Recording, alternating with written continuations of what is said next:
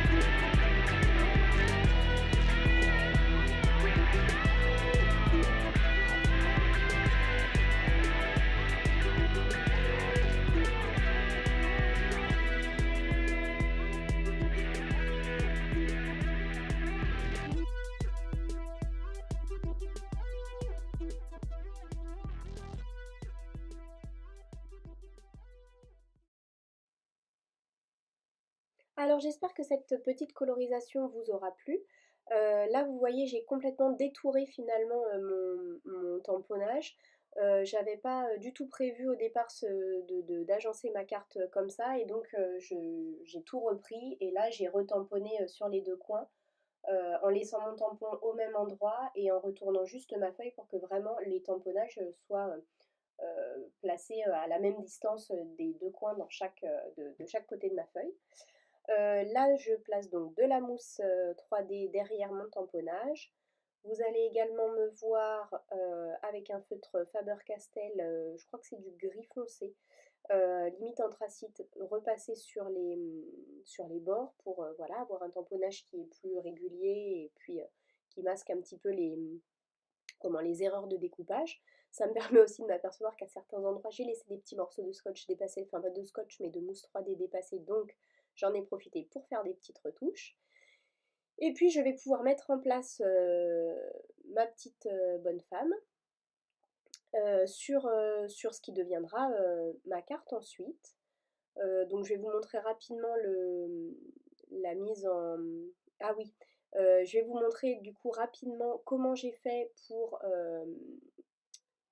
tamponner mon sentiment parce que j'avais envie d'un lettering, mais je me suis testée et ça me plaisait pas ce que j'avais fait. Donc j'ai pris les tampons de chez Miaoups Création, mais qui sont des tampons en fait qui sont déjà comment des tampons de chez Miaoups Création, mais qui du coup ont déjà des mots, sauf que je n'avais pas celui que je voulais. Forcément, c'est toujours comme ça, on n'a jamais celui qu'on souhaite.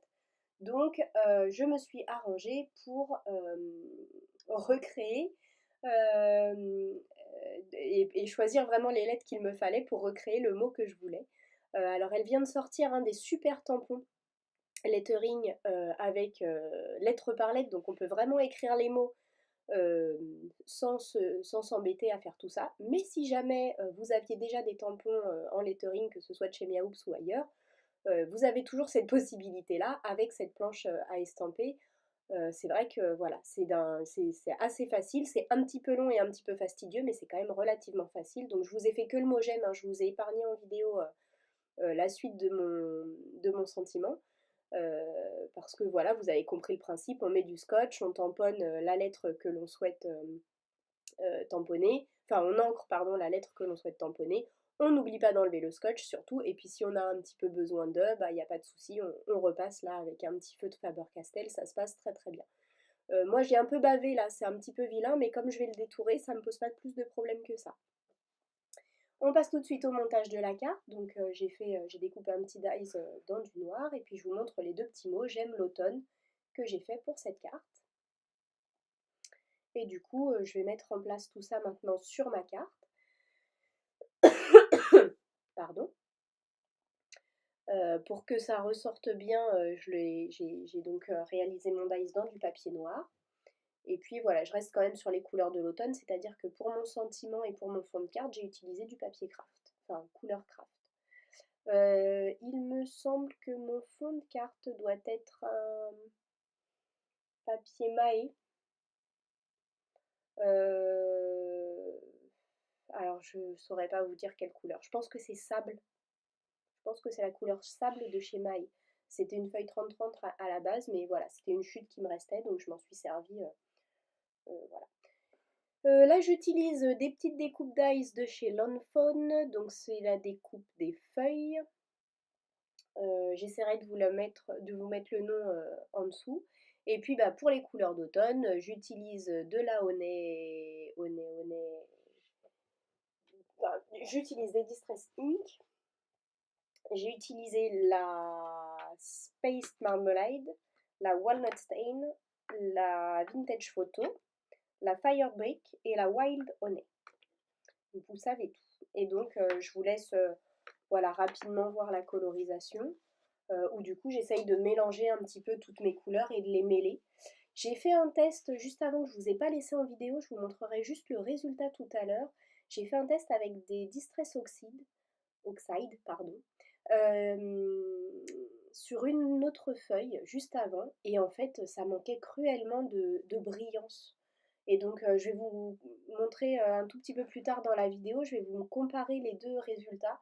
Et du coup j'ai carrément repassé de la Distress Ink directement sur ma feuille, enfin sur la feuille où j'avais tenté seulement avec les Distress Oxide, parce que je trouvais que sur la carte ça ressortirait pas assez, c'était pas du tout ce que je voulais, c'était fade, c'était voilà, c'était pas le but recherché, ça faisait crémeux, mais c'était vraiment pas le but sur ce coup-là. Là, vous me voyez faire un gros plan sur une feuille, notamment pour la coloriser, donc pour bien vous montrer. Puis j'essaye effectivement d'être un peu plus, voilà, et de vous montrer un peu mieux les encres que j'utilise au fur et à mesure où je les utilise. Donc j'ai d'abord utilisé la couleur la plus claire, donc Honey, Wild Honey. Ensuite, j'ai passé de la Space Marmalade. Je suis venue ajouter de la Vintage Photo juste sur le bord des feuilles, et j'ai dû repasser de la Space Marmalade pour fondre un petit peu le marron et le jaune.